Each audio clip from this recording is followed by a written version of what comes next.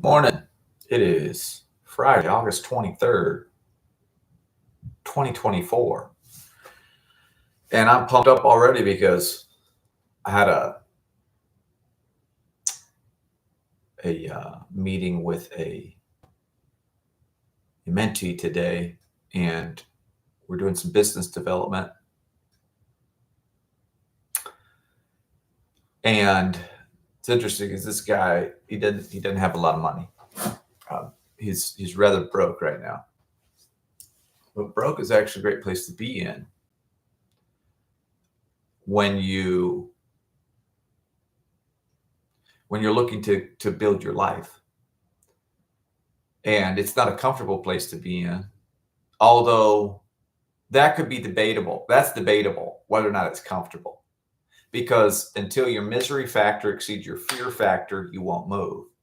And so while most people are miserable in their job or whatever, most people are not miserable enough to change it. And sadly, the thing that is the prerequisite to positive change in someone's life is pain. And so is it really, if you're poor, it's uncomfortable, but is it really that uncomfortable?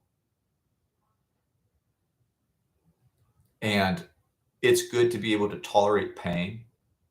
But I have friends in my life who, you know, they can tolerate too much pain. I guess I would say. And so it's interesting because I'm trying to make money simple. I'm trying to make money simple. I didn't come from money. I always had everything I needed.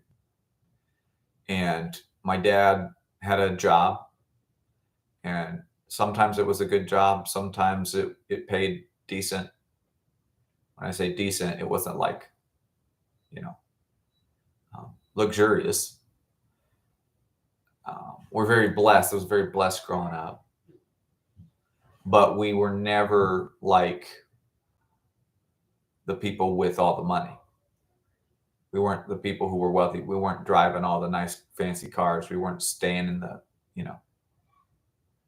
in brand new homes, living, we lived in old homes. We fixed things up. We didn't eat out a lot. There was not, I don't know how you gauge when someone is rich or not, but I go, rich to me is where all of your assets pay for all of your monthly expenses. To make that happen, you don't need to be making millions of dollars every year. You don't need to build a $10 million a year business.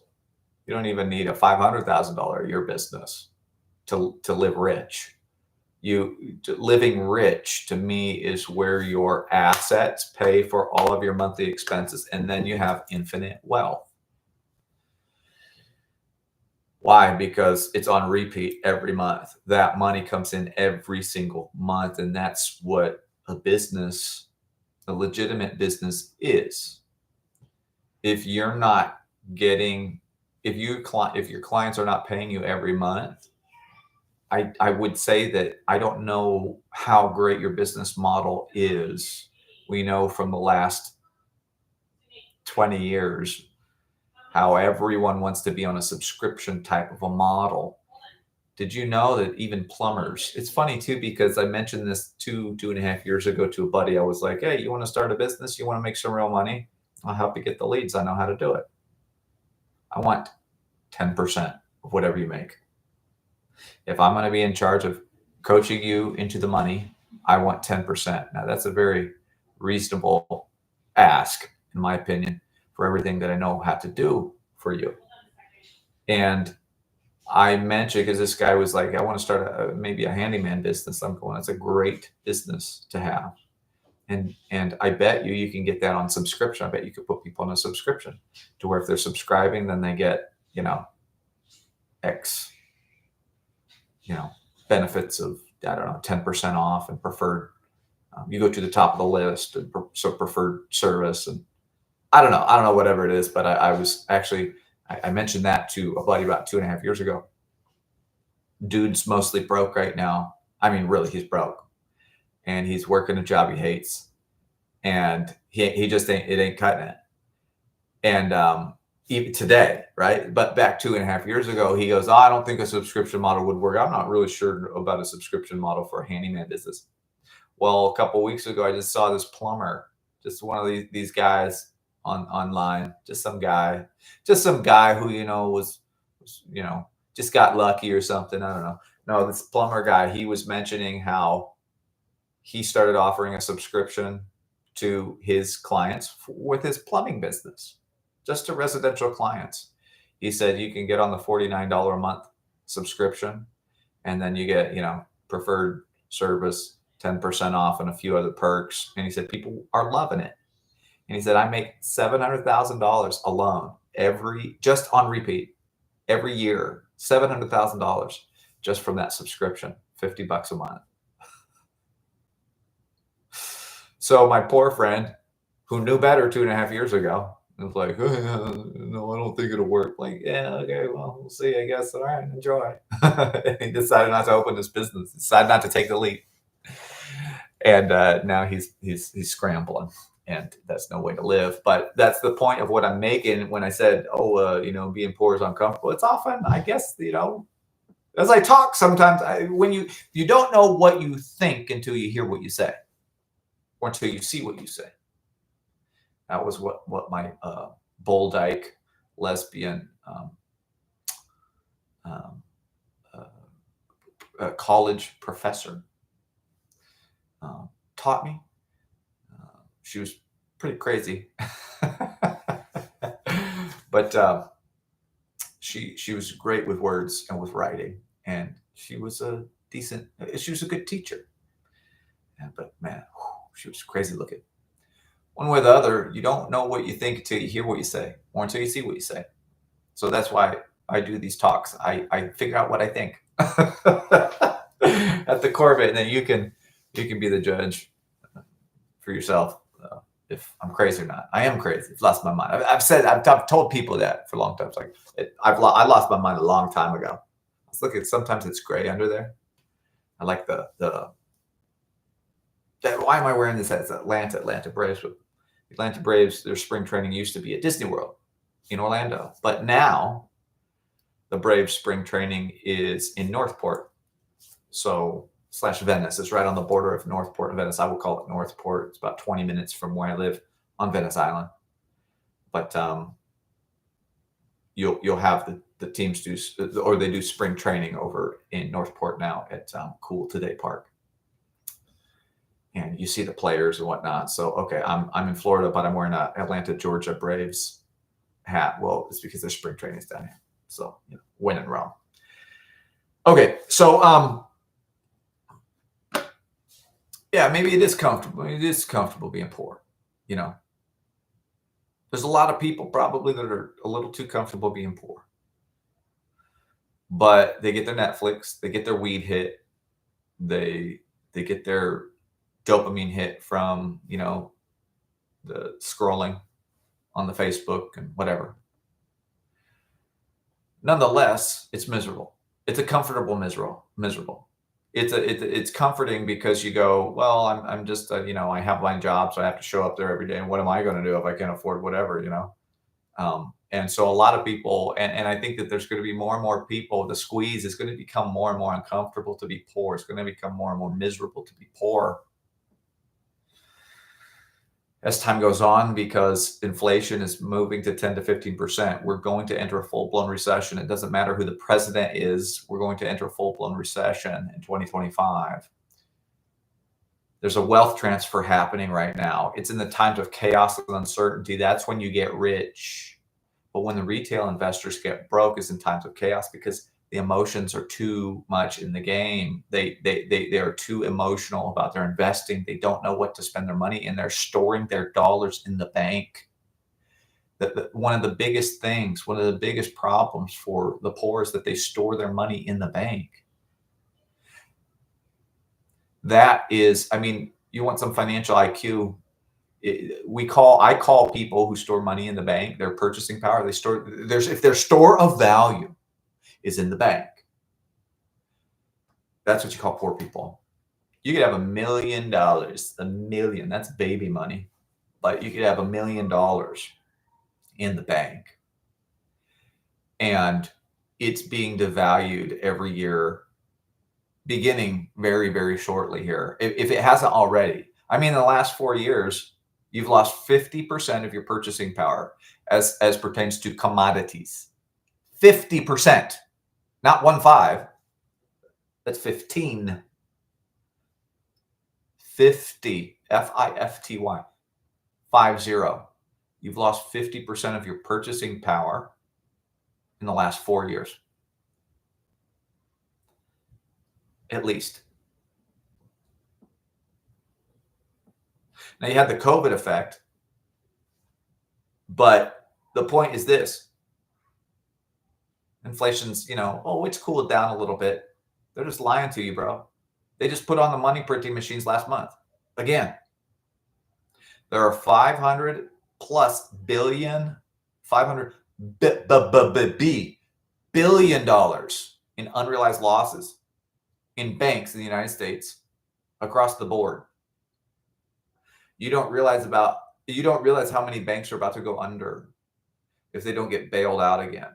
Now, they might get bailed out. I don't believe that the smaller credit unions, the smaller local banks, regional banks, community banks, they're not going to last. So what's going to happen, this is at least my prediction, if they don't get bailed out, which I don't think they will this time, the big banks will. The big banks will. But not the little regional banks. They don't have enough liquid cash on hand. The rules changed, the lending rules changed back in March of 24. Nobody knows this stuff. I mean, very few. The rich know this stuff. The rich know this stuff because they know what to focus on. They're not focused on the election. They're paying attention to it. But as pertains to their money, your assets are going to continue to function like assets if they're healthy assets. Okay. The vehicle that you build is going to continue to spit out money to you if you've built it correctly and if you've planned for what you know is coming. And that's what is part of success, is being able to look ahead and see what's coming. It's becoming less and less hard to do. There are vehicles that other people have purchased that you can just buy. There are crypto investing bots, B-O-T, bots, robots. You can purchase, and then they return to you anywhere between, my brother has one of these, and this is not a crypto bot. He has a stock trading bot, and it gave him, I think, 15% it yielded him 15% last month. 15%. I don't know what he put in. Say you put in 100 in on one of those stock trading, about 100,000 on one of those stock trading bots. Sorry, I should have had this silence. But say you put in 100,000, and that bot gave you 15,000 last month from the 100,000 you invested. That's pretty good, isn't it? Okay. Well, there are crypto bots. There are stock trading bots. There are people like Chris Krohn. I talked to you earlier this week about Chris Krohn and how he invests and partners with and invests with, along with retail investors. There are businesses you can buy. You can start a business. You can join masterminds. You can get a mentor. You can go to the SBDC.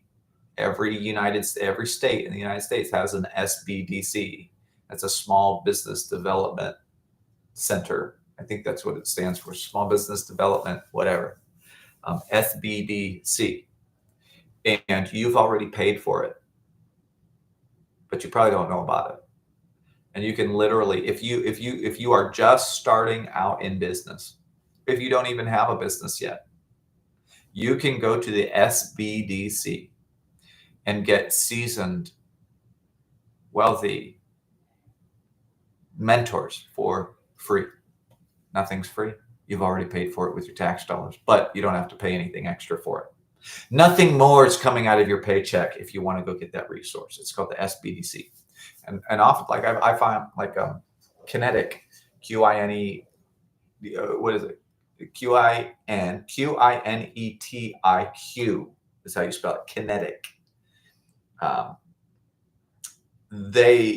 whatever. But they're a government contractor. They're a prime contractor. They get hundreds of millions of dollars in U.S. government contracts, UK government contracts, and Australian government contracts. So I'm certain that if you're in Australia or the UK or any of the Commonwealth nations, that there are programs like this where the government requires prime contractors like Kinetic, who get $500 million contract or whatever. They are required to go and have a small business program to where they have to partner with small businesses on those contracts. This is crazy. I mean, if you want millions of dollars without ever having to pay a dime for mentorship, you can start a business contracting to the federal government, get a mentor for free, just do everything they tell you to do every week. And before long, you're going to start getting your own contracts. It's just that it's so simple, but simple ain't easy. Simple ain't easy. That's like my slogan. Keep it simple, stupid. But simple ain't easy. It's hard to keep it simple. You have to learn to keep things simple. That's largely why I'm trying to, with these videos, I'm trying to break down the simplicity of money and telling you that you don't have to be Mr. Private Jet billionaire. You know, you can be first class on economy first class millionaire with, 3 or 4 basic assets that are paying you an average of between 10 and 20,000 per month. You don't have to be working your job. You can have everybody hired for those assets, and you're just making, I'm just going like, it's just step by step. It's step by step. I talk a lot about, or I mention frequently, I should say, something I'm learning about is there are slower ways to do business that are certain. So what Derek Whitehead talks about, because there's levels to this thing. Derek Whitehead is he's my lending guru. He worked in banking for 30 plus years, and he tells you the secrets of banking that the banks are not telling you. It's amazing what you can do that you're not aware of. Even some of the wealthiest people are not aware of. You're told one of those things is that you're told is, oh, if you go into business, start an LLC. Just get an LLC, man. Well, if you need money today, yeah, go start an LLC, sure, but you don't have to if you be a sole prop or whatever. But he said, if you want to do the work to go get the money, if you want to do the what does he say? Do the business first. If you want to work in the business first and build up your money, I mean, you can, but that's what poor people do, he said. But that's the first level. So I go, if you're not at the level where you can drop $10,000 on an aged at least 3 to 4 years of tax history, January to April, with an EIN number, and it's set up correctly for you to be able to walk in the bank and get $500,000 in lending, which is what the wealthy do that know the play. They get C Corps that are aged. They're already aged. They haven't aged them. They purchase them aged. Then they get an EIN number. There's no credit problems with that EIN number. They walk into the bank. The bank likes aged self C Corps, and the bank will lend you $100, $200, $300, $500, $1 million if you're a good PG. And so I started off in this area where I go do the work to get the money. So if I want to build up a pressure washing business, I go, okay, I gotta Well, the first thing I got to do is I got to have a vehicle and I got to have my pressure washing, whatever. So I go get, you know, maybe a small business loan, $5,000. And I'm like, okay, now here we go. And then I'm going knocking on doors, trying to pressure wash people's stuff. That's how most people who are poor, who want to be rich, start. They do the work first. And then eventually that leads to the money. That's what I did. That's the slow way to do it. What the wealthy do is, and the people that know and have the wealth of the mind, they've mined, M-I-N-E-D, they've mined the wealth in their mind, M-I-N-D. Mine the mind. Maybe that's another book. Mind the mind. Mining the mind. Yeah, it's a cool book. Anyways, it's on record, so I can reference it if I need. I forget everything I say on here. Okay. Vehicles. I was doing a mentorship session with someone today, and we're kind of doing a little bit of business development. And this dude is like,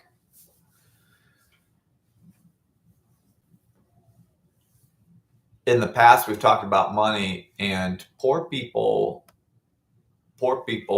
that grew up without money, that have always had trouble getting it, that are behind on bills right now, that are kind of miserable right now. And maybe though they're at the point of they're miserable enough to now it's time to start changing. Let's change some stuff. Well, when the student is ready, the teacher will appear. Oftentimes poor people get angry talking about money because they've worked so hard for it and they just don't know how to get it. And so they kind of give up. And there's an epidemic, especially of white men that are addicted to painkillers. They're addicted to oxy and basically heroin, synthetic heroin, because they believe that the deck is stacked against them, that they'll never be able to break out of the doom loop of poverty, that they'll forever trade their time for money. And they're trading all their time for money right now, and they're still behind at the end of the month. And there's little different practical things that I can solve for in just a few minutes with you, if that's you. And it takes some major changes, but change is inevitable if you want to be that person that has, the ideal life that you envision for yourself. It's going to take work. It does. Simple ain't easy. And time is not on our side. And the older you are, the more intentional you're going to have to be, and the more disciplined, and the more you're going to have to use the words, the word no, the word no, when it comes to hanging out or traveling or going out to eat or buying extra stuff for the kids or getting that new pair of shoes or whatever it may be. Driving, you may have to drive the crappy vehicle. Maybe you're going to have to get rid of that nice vehicle that you really love, but it's straining the bank account right now. And so to be worthy of the life that you want, you have to be kind to your future self. Because if you want your future self to live in the glory, to have the money, to have the assets, to build the vehicle that will pay you every month, if you want to become that, if you want that to be your life, you're going to have to become that individual. But the great thing is there's a shortcut. This is beautiful. This is what I talk about a lot. There's a shortcut to becoming rich. I have to remind you, what is rich? It's where all of your assets pay for all of your monthly expenses. Your assets pay for your expenses. This is the only way that the rich do it. The rich are not focused on their paychecks. Those are the poor people. Your paycheck is a thing. It's not to be neglected. You need money. But the paycheck is what the poor person thinks about. And they think, if I'm not getting a high enough paycheck, I'm not cutting it. I need to make more. They spend, they spend, they spend, they go on their vacation, they buy the vehicle, they give their wife the spa treatment, whatever they do, and they have a nice lifestyle. But there ain't nothing saved up. There's nothing in the bank. There's no assets that pay them on a monthly basis. And as they've earned more, the lack of financial morality drives them to spend more. So you could be like, here's your income and your lifestyle, you're just not make you're not make you need to get it just to break even, right? This is most people. There's a little bit of debt, some credit card debt, a car payment, a mortgage on a house that you live in, which is a liability. These are all liabilities, they're all things that take money from you. And so you think, well, I want the lifestyle, so I just need to make more. I need to put in more time, or I need to make more. I need to ask for a raise, or I need to change my job, or whatever I need to. And they're going like this. They're going like this, trying to get, and then so say they start making more. Well, what inevitably happens is their lifestyle increases. They keep spending because they don't have good financial morality. They don't have the fruits of the spirit in their life. They don't have self-control working in their hearts.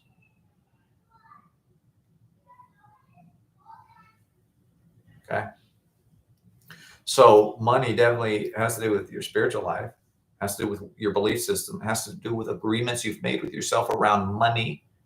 So back to this mentee of mine, working with the guy, to where we were talking about that. I was like, in the past we've talked about money, and you've been really like triggered by it because you get angry. Well, I hate that everything's about money, whatever. I'm like, crazy. He hates money. No wonder he doesn't have any money. You think about it opposite. It's like you think, if I need money, or what's that? You think about opposite.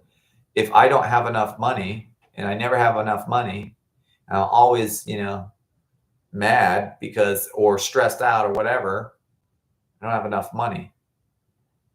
But the thing is, you've never built anything to make you the money on a regular basis. And that's what rich people do. Rich people are not concerned with money because they are concerned with building vehicles. Just whatever the title of this is has something to do with vehicles. It's not about the money. The rich are focused on building the vehicle. They're not focused on making the money. They're not concerned with their paycheck because they've graduated from that level. Remember, there's levels to this thing. They've graduated from the paycheck level. I'm not saying a paycheck's a bad thing, and I'm not saying you have to be a pure entrepreneur to implement what I'm talking about. Okay. What I am saying is that anyone with a job can build a vehicle on the side in a half an hour to an hour a day. There are around, in an average year, in a typical year, there are 260 weekdays, 260 approximately weekdays. That's days that are not weekends, Saturday or Sunday. Okay, just to clarify, if you didn't know what a weekday was. There are 5 weekdays every month, or every week, Monday through Friday. If you have a job, and if you took 1 hour every weekday for one whole year, that's 260 hours, which isn't that much time. But to the person who hasn't put in 260 hours in a year, 260 hours, that's the gap that they're going to have to fill to catch up to you. Okay? So don't underestimate what you can do over a long period of time. This is what I talk about. This is investing. This is money. This is gold. I don't care. It's so funny because I was talking to my buddy today, the mentee guy, who was saying, I do YouTube talks. I do them regularly. I probably have, I don't know how many hours up right now, 30, 40 hours up of YouTube talks. Nobody watches right now. Nobody's watching anything. It's August 23rd, almost noon, Friday. What am I doing? I'm back in here. My wife's over there with the kids. I'm like, I stay out. She's like, what? There's stuff to do today, man. I'm like, you know what? There's stuff to do 5 years from now that I'm building towards. Visionaries don't always seem practical, and oftentimes they're impractical. I'm a pure visionary. I think about my future self. I want to be kind to my future self. I want to be the guy. This is who I want to be. This is who I want to be. It's funny because sometimes you don't know what motivates you. When you are living where your words and your actions are not aligned, you're going to be confused your whole life. But when your words and actions align, when they come into agreement, when you have wrestled and wrangled the monkey mind, when you have dealt with deep-seated emotional issues in your heart, when you are living within your means and you have money in the bank and you have assets working for you that you've built, spent over a long period of time, it doesn't just happen. But after you go through the pain of not doing that, the misery, and then the misery exceeds the fear, and then ultimately you're ready to take a leap, right? I still have a lot of fear in my life for sure. But you know what? There's levels to this. So nobody's like, this is an asset for me. This is a vehicle. It's media. It's a vehicle. It cannot be duplicated. It cannot be replicated. AI cannot replicate what I'm saying. It's the innovative, miraculous. It's the power that comes from the human mind. And so this is an asset that I'm building. But this is the thing, is most people are not willing to get on here every week and post something. They're not willing to do it because nobody's watching. I had a guy about 2 months ago. I said, yeah, I'll help you. You know, this dude's broke again. I know more broke people than I do rich people. Dude is broke. It's a joke. I said, you know, if you get on to YouTube, because this guy's, he's a Bible teacher. He teaches the Bible. Dude is a Bible encyclopedia. Dude could do, you know, make a lot of money teaching the Bible. He could. And he can't even find the strength to do one talk on YouTube about the gospel, about the Bible, about theology, about the driving force of his life, he can't do it. He refuses to do it. But he's broke. But he makes just enough to where he's miserable, you know. He's comfortable in that misery just enough to not do anything different. And he told me, I said, you know what? If you wanted to, I'd help you with your YouTube. Once a week. Get on there once a week, every week, without fail, for 3 years. He doesn't have the vision to do it. He won't do it. But he doesn't realize that's what's in front of you. That's it, man. That's the way. And the work that you're avoiding is where the money is. And the fear that you are avoiding, the fear that you are failing to face, that's where the money is. The dragon that you don't want to slay, the dragon that you are afraid of the most, is the dragon that you have to slay. Slay the dragon. Preston Brown told me to my face. Preston Brown does hundreds of millions. I'm not kidding. These guys are my homies. These guys are my mentors. These are the guys where my brain is, and it has been for 7 years now. I talk with Preston Brown. I talk with Dean Innes. Dean Innes had $1 billion lending company, like a mortgage company. Who is that? This is me. Yeah, I'm on live, but what's up? I have a call in like 2 minutes. Okay. What do you want me to do? I need the girls. There's chicken nuggets in the oven. They're going to be done in a couple minutes. They're Audie's. And they're eating lunch right now, but I just have to hop on a call. Okay. I'm listening to my wife talk right now because nobody can leave me alone in this house. Okay. I know, babe, but it's, yeah. Okay. Well, yeah. So basically, okay, I'll stop ranting. I'll get to the point. So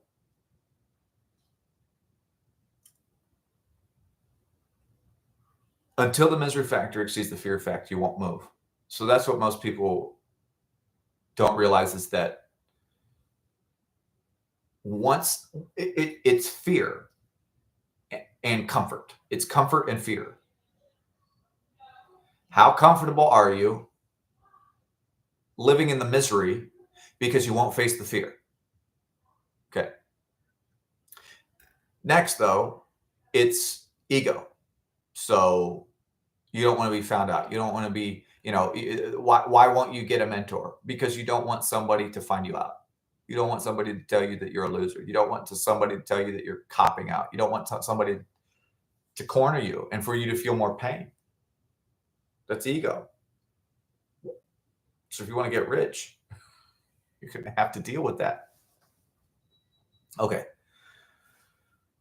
Back to my original point. I'll wrap it up pretty quick here. We can't go full hour today. The poor people focus on the money. The rich people don't. The rich people build the vehicle. The vehicle. Now, what's a vehicle? It's like literally, I think of a car. A car. And a car needs wheels. It needs an engine. It needs an exhaust. It needs gasoline. It needs GPS, like a navigator. And it needs a radio. It needs whatever. And so what you're doing as an entrepreneur, and entrepreneurs that understand, is they go, okay, well, day one, here we go. I'm starting a new business, or I'm buying this business, or whatever. Or I went to get $1 million of funding and I'm going to hire people for this business. Okay.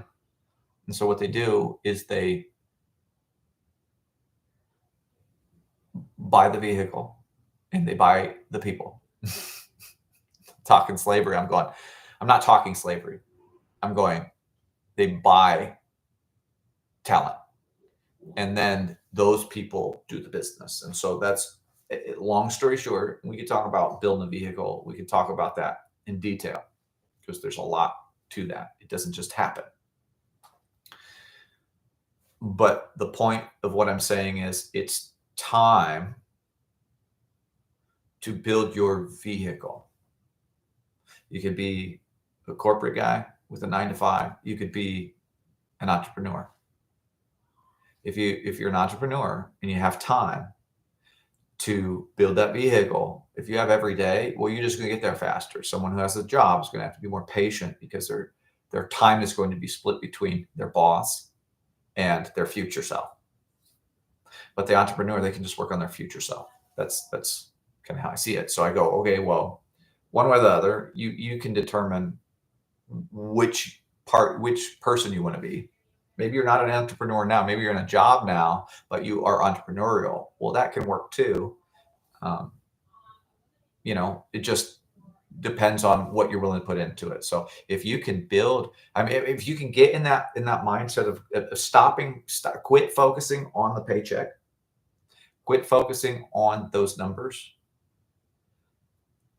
and begin to focus on, get that handled. That's what I mean. Get that handled. Your job should handle your bottom line, and whatever you make, whatever you make, your expenses should be below that. Okay. I'm not saying there's no number like how far below that. I mean, that you could Dave Ramsey numbers and whatever, your personal finance. I think Dave Ramsey actually is the best guy for controlling your spending, budgeting, and your personal finance. That he's the best guy in my book that I know, period. Like he's amazing in terms of his credit and debt, whatever. I've just, I don't listen to that as for a particular type of person, but where I'm going, like how to manage your money. I love Ramsey's method. And so I'm going, okay, well, you don't want it to be all lopsided where your debts, your liabilities are up here and your paycheck's down here. You want it to be like this. You want your paycheck to be up here and your debts and liabilities to be down here. Okay.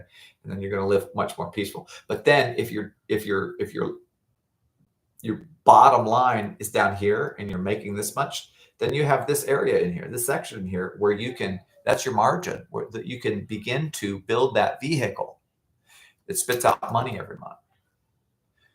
So that's why you're poor. And that's why poor people stay poor, is they focus on the paycheck and their lifestyle is always above their paycheck. So they make more, but then their lifestyle automatically goes up. But then they make more, but then their lifestyle automatically goes up, and then they make more, and then inevitably their lifestyle goes up. And I go, that's why you're poor.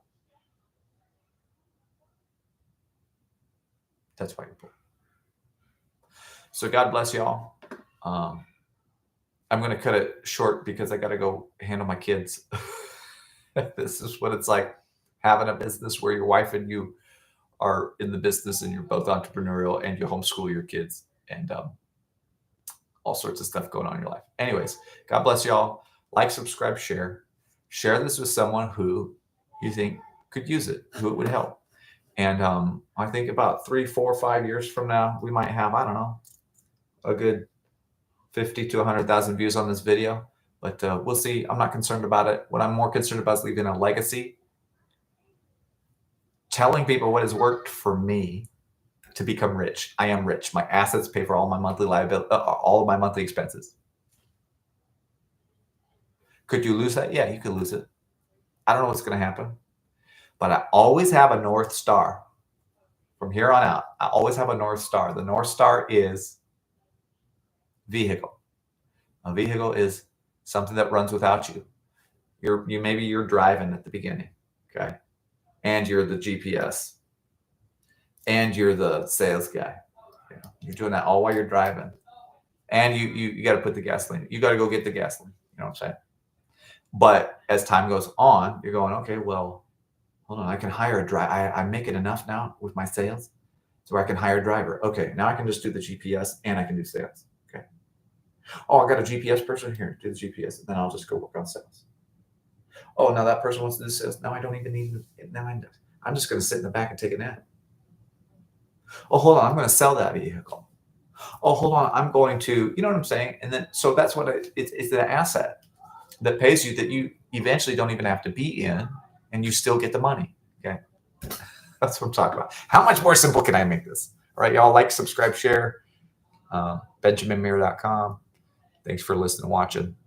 I'll talk to you later.